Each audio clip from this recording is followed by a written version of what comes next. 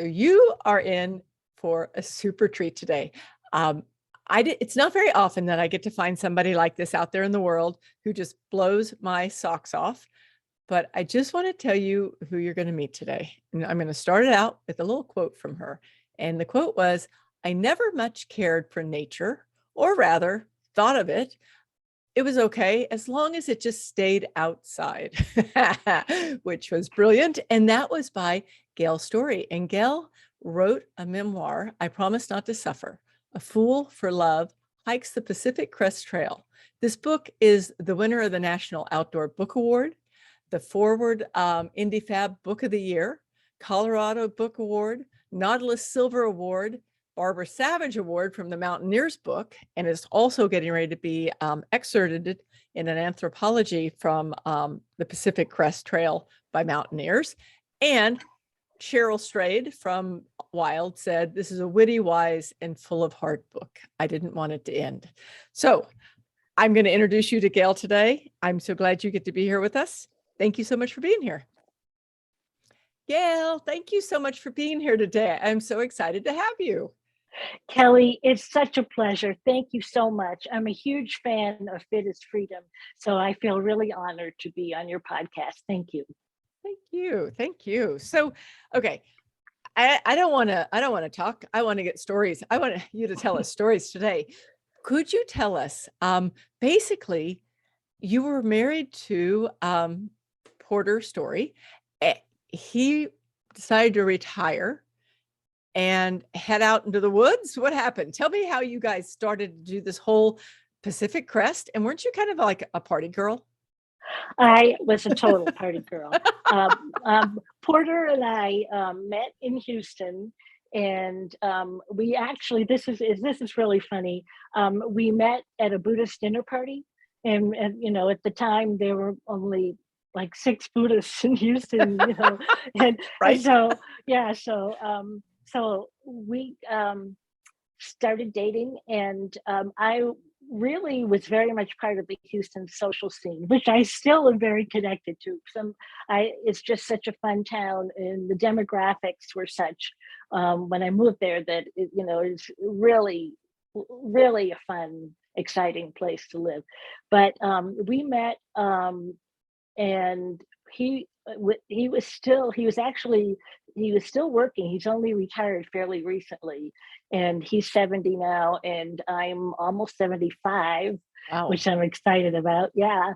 And so he was a hospice doctor, and he's very compassionate and kind and brilliant, and one of the pioneers on hospice and palliative medicine. And I, of course, had my writing career, and I tend to be wickedly irreverent about all kinds of serious subjects, from social issues. So my first 2 books were novels, but I had never really hiked or camped before I met Porter. And so, well, he had a break in his career to start a palliative care service at one of Houston's hospitals. And so he took several weeks off. And the first thing we did was we biked on our tandem from Houston to Camden, Maine, and we biked into Camden on my 54th birthday. I can't believe. Yeah. And then the next year we biked on our tandem from Houston to San Diego, to the actual foot of the Pacific Crest Trail. And so Porter, then shortly after that, Porter said, I know, let's hike the Pacific Crest Trail. And I had never hiked a camp before. You're like, oh, sure. Yeah. It's what? Yeah. Okay, it's like 2,600 miles long, right? Yeah, right. Yeah, right. Yeah. And so I was already kind of worn out from our little bike trip, 7 weeks to get to Maine and 5 weeks of pedaling hours. And you don't realize, Kelly, how windy our country is, and how many hills there are, and mountains. Right. There are mountain ranges and hills. They're everywhere. They're everywhere. It's kind of wild out there. Yeah. So I knocked back the rest of my glass of a very nice Malbec. And I said, sure, why not? Let's hike the Pacific Crest Trail. Let's do it. And yeah, let's do it. And it actually, I'll be honest with people, if you're going to attempt something like this, it takes about a year to prepare, to train and figure out your gear, figure out how you're going to get your food resupplies, and who's going to help you ship from wherever your supplies are. And there are lots of great books on how to do this. And in the appendix of my book, I also have a section on how to resupply. And Porter and I, since I guess that we were in 2004, I wasn't, I wasn't very terribly young. So we wanted to be ultralighters, and he sews most of our gear and adapts and invents. And so my pack was basic weight before food and water, 11 pounds. Oh, And nice. yeah, and his was 12. And then Wow. mine got up to maybe max 20 with food and water. So okay, and hang on for 1 second, because if you're listening and you haven't done this kind of backpacking before, that's probably roughly half weight of what some people carry, and so that's super smart. Congratulations. Yeah, I'm not sure I could have done it without no ultralight. But I trained, and I love to dance, any kind of hip hop, hoop dancing with a hula hoop, jazzercise, country western. I have dancing was one of my things, but then I had to learn to walk long distances. So when we were training, I put on my fully loaded pack and walked with Porter to the Texas Medical Center where his hospice was, and I walked back home. And so I gradually trained by walking that way, but a lot of my training, there's just no substitute for actually being out on the trail. And if I had to do it over again, I would have done some shorter trails before then. And so the main way I prepared was by throwing a succession of really fun, outrageous dinner parties to say goodbye to my friends. That's how you train. Yeah, right. What is that called? Carb loading? Yeah, carb loading, right, yeah. And also, to say goodbye to people, because I fully expected I could die out there. I can imagine, this is actually. so crazy. Yeah, this is a really crazy thing. And so we had a lot of fun. We sold our house, sold my car, which I had this really fun fire engine red RX-7. We sold my car, and then we moved into a loft in downtown Houston that became our staging area. And the bedroom was, we had all these bins to figure out our gear, and yeah. So we trained, and then we tend to leave on all of these long trips, usually around Easter weekend. So I think it was Easter weekend of 2004. We flew into San Diego. A volunteer picked us up, dropped us off at the foot of the trail. And I think we spent the night there at the trailhead. And the very next day, we literally had to hike 23 miles to get to water. Oh, and I had never hiked. That's a long first day.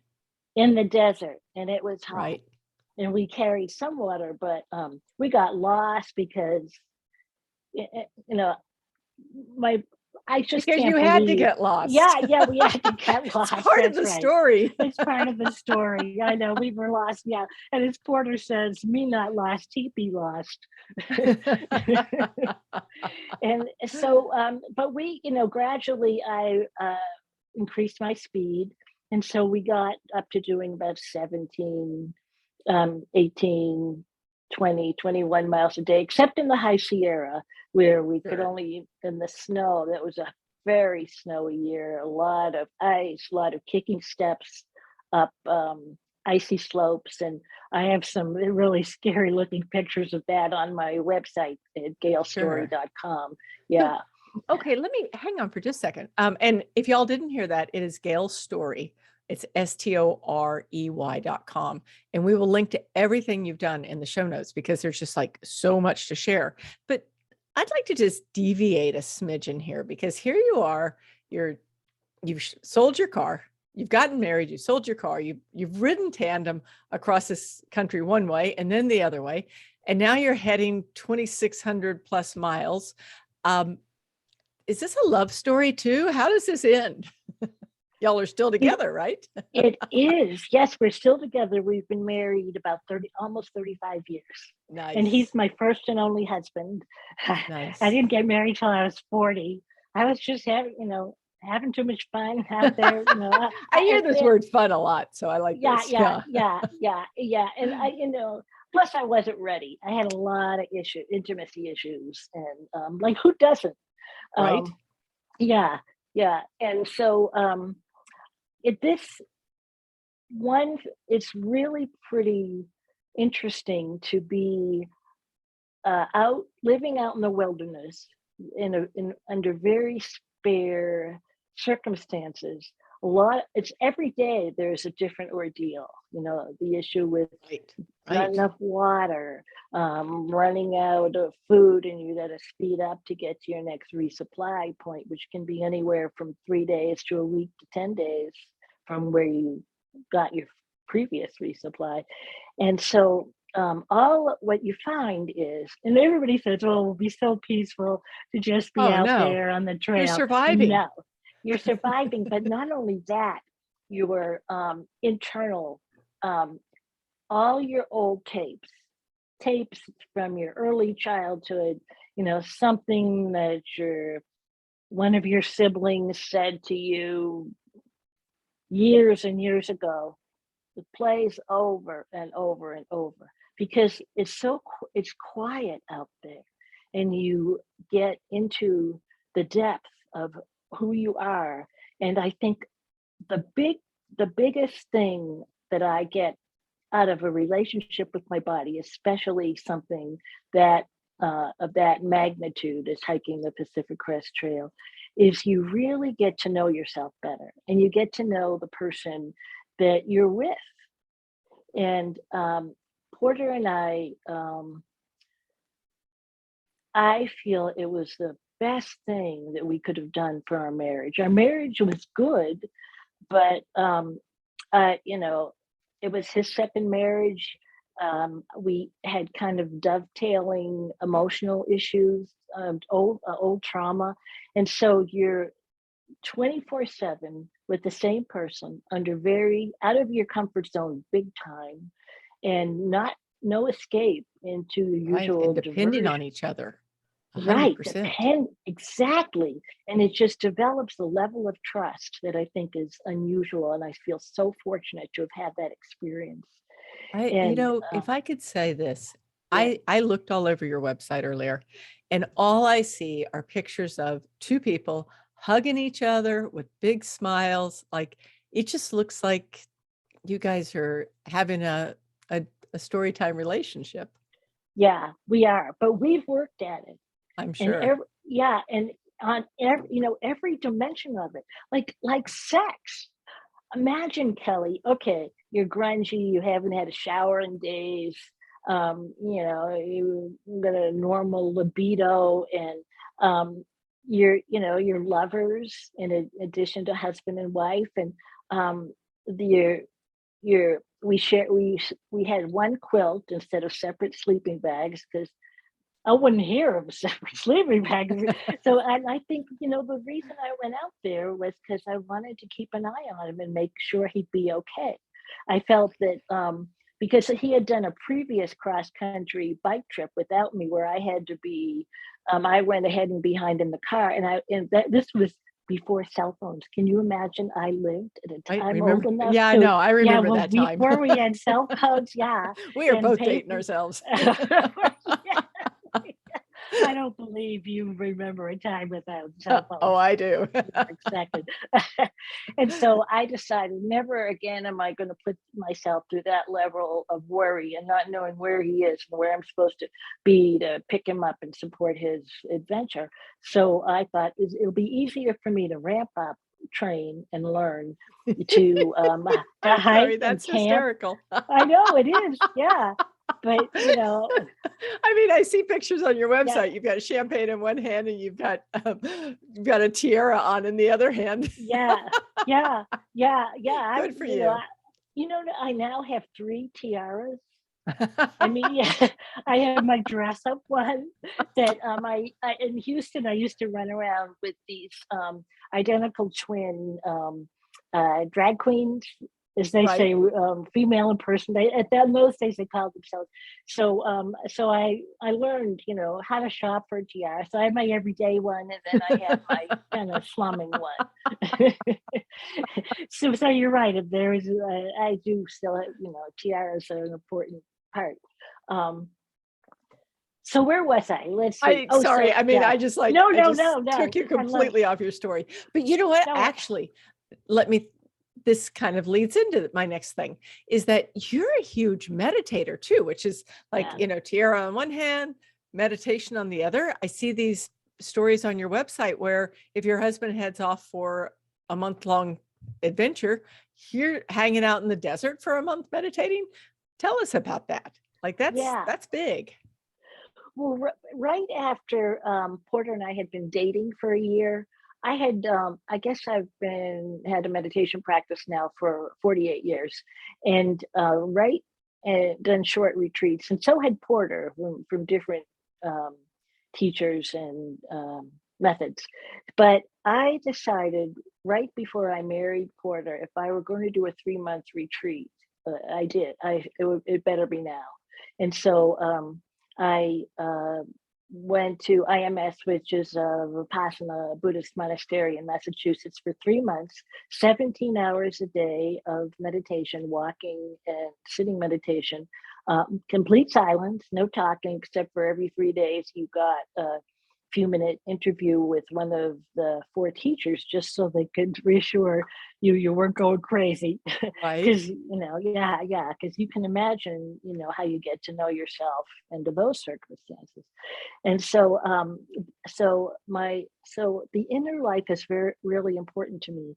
And I think that the body, uh, with your Fit is Freedom podcast, you do a great service, Kelly, by helping people be embodied. And I really believe in the body, mind, heart, spirit, soul, whatever you call it, synthesis and connection. And I have spent my whole life developing, opening, because I no longer feel like I'm the doer. I now feel I'm much more in the flow. And I feel that the, the, this is happening to me lately.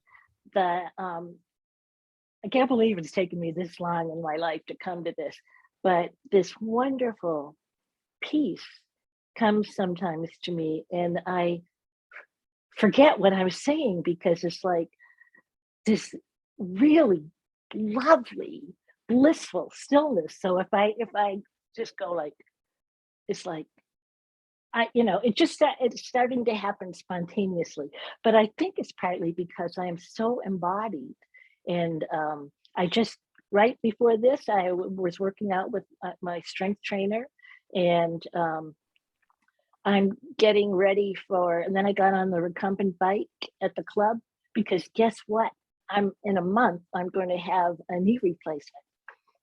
Oh, you are? Wow. I am. And I've had this, I think I got this knee issue from a skiing accident, maybe back in 1988. But I think when you're fit, you can manage a lot of physical issues that other people they would have a domino effect. So, Absolutely. Oh man, yeah, so true. yeah, yeah. Yeah. So anyway, that's another thing before I forget. I do want to say that I think many of your listeners are much younger than I am, but I came to physical fitness fairly late in life, but it's never too late. And I really believe in developing that connection between your mind and your body and your heart, spirit, soul. And I think that it's it's a way to really find the joy in being yourself and being the joy in life. And so coming Right. to yeah, so I think it's really, really important to attend to your interior as in balance with your body. Yeah, it's so true because when you don't, it's when you're in that disconnect, then it it never quite comes together. But when you start getting connected, like the whole piece, and it changes everything because it just becomes easier. And you said something a minute ago that I have to acknowledge because I will have occasionally somebody on the podcast who says, "Oh my gosh, I just forgot what I was going to say. I cannot believe it." And they just like kind of like have a moment, right? But it's not a good moment.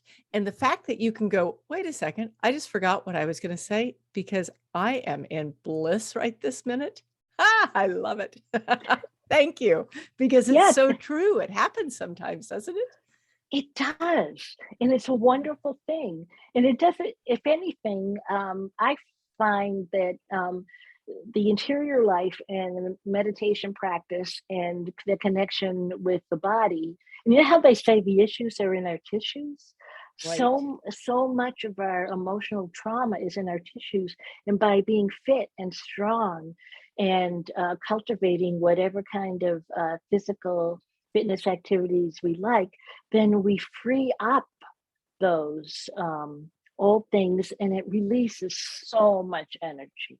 I Really can't get does. over how much energy I have lately. Oh, and another big thing that I recently, I'm always learning something that just, why did I not know this before? Is I'm very disciplined. I've had to be disciplined in order to make myself get started with things like physical fitness. But now I am learning tenderness, like putting my left hand on my heart, because I can, the super ego can kind of take over with physical fitness. The shoulds, people say, Oh oh, I gosh, the should shoulds. work Oh out, right? yes. I should do yoga. I should meditate. Uh, I don't should on yourself, you Right? It know, is so just, true. Like yeah, everybody's so tired of me telling them stop with the shoulds, but you're right. right, Like when you have right. compassion for yourself, Yes, it's exactly. like completely different. Yeah. And this is a whole different, like, if for the listeners right now, I bet you never thought we were going to be talking about the Pacific Crest Trail and shitting on yourself, but it's true, right? Yeah. It's Yes. when you have that compassion for yourself, it's so much easier to do all the things that you feel like you want to do for yourself. Yes. Yeah. It's the source of true vitality instead of flogging yourself. Yeah. Yeah. Yeah. Yeah. We don't really work well being flogged. It, No, we no, don't like, no.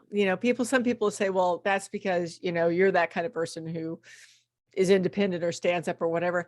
No one does well when we beat ourselves up. It's Right. so much better when we're kind to ourselves and allow Yes. ourselves to do the things that we want to do. Allow yourself to, I mean, I have to go back to the very beginning because like allowing yourself to go on this long, long trip, the super hike, I'm going to have to call it, because you're wanting to make sure that your husband's okay. He's probably thinking, "Oh my gosh, is she going to be okay?" Exactly. Yeah. Yeah. But Yeah. together you guys did this amazing trip and then you came back and I think you said it took you like 10 years to write the book because you just wanted to follow through on everything. And Yes. There's so many dimensions to the book, which I discovered. I thought, well, I'll just write a memoir. I'll put Porter's. It was so outrageously funny how we would have two versions of the same event Oh, like absolutely. getting lost, Right. and so my journal would have my accountant, his journal, we each kept a journal. And so I thought, all I'll do is I'll just juxtapose 2 pages, Porter's version of an event and my version of an event. But it turns out the journal notes do not a memoir make. And and so once I started, I thought, wow, there are all these other threads about our marriage. And I put little snippets of our journals in the book, because mine will be all this psycho spiritual, psychosexual. I'm very upfront about. I have a chapter called "Sex Under the Tarp" Right. about, because Right. it brought up all my old intimacy issues and sexual issues, and it brings up a few new ones. You're out there sleeping on the ground, and the chipmunks are looking at you. And, You haven't bathed in a month. no, you haven't bathed right in forever, right? And so so there I go again. So Sorry. his I turn. keep Yeah, getting no, you off no, track. no, no, And no, I know no. you've It's got somewhere to be, but sorry, I just no, had to do no, that. no. I love this kind of conversation. It's so spontaneous. Yeah, Yeah. I so see that in you, Kelly. Thank you. Um, Yeah. so Porter's journal, my journal would say, it would have all this thinking about things and carrying on, and that, and Porter's would be very brief, like a few lines, like the basics for him. Had ramen noodles with uh, tuna and cheese for supper. Um, I'm so grateful to God to be out here. Period.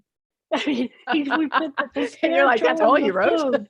That's right. Yeah. And yeah. And mine would be, well, we got lost. Porter Pages blamed and me, but I pages. know it was, yeah, right. Yeah, it was his fault. And how can I can't stand this? And you know what I mean? I would be, yeah, Funny. Oh, that's so yeah. funny. But I mean, y'all did it. And yeah. And then not only that, you've just continued to have adventures upon adventures upon adventures.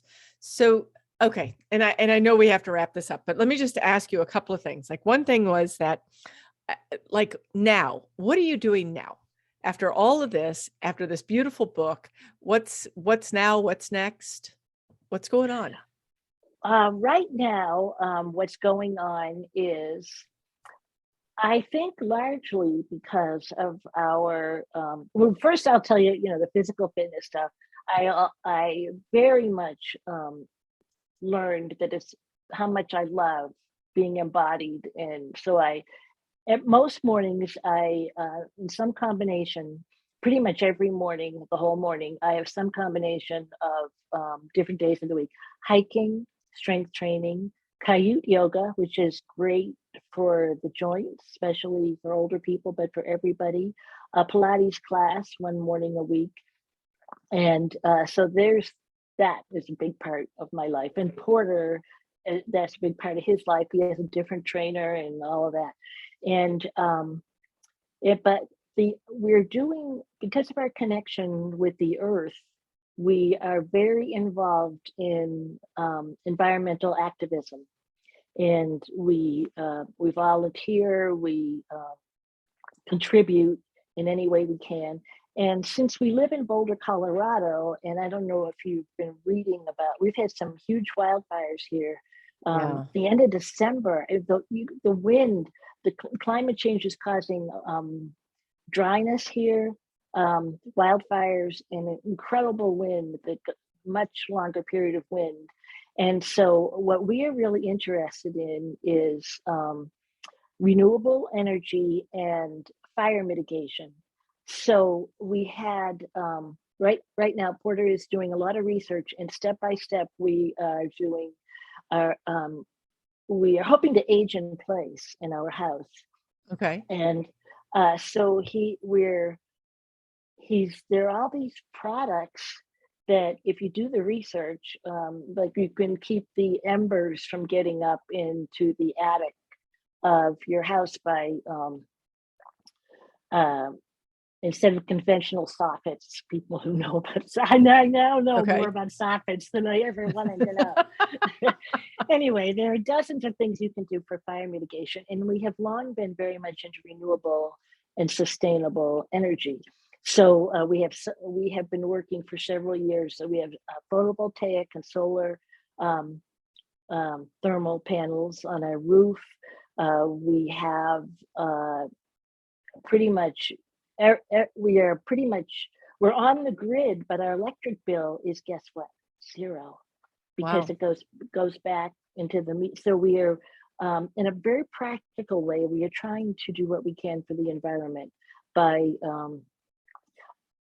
in very personal ways and how we live and how we the causes we support. And and then the other thing, our meditation practice is very important. We each spend a fair amount of you know, I don't even want to say time, because in an odd way, the meditation practice, for every second you put into it, you gain, somehow time gets stretchy. You know, Right. you gain time that way.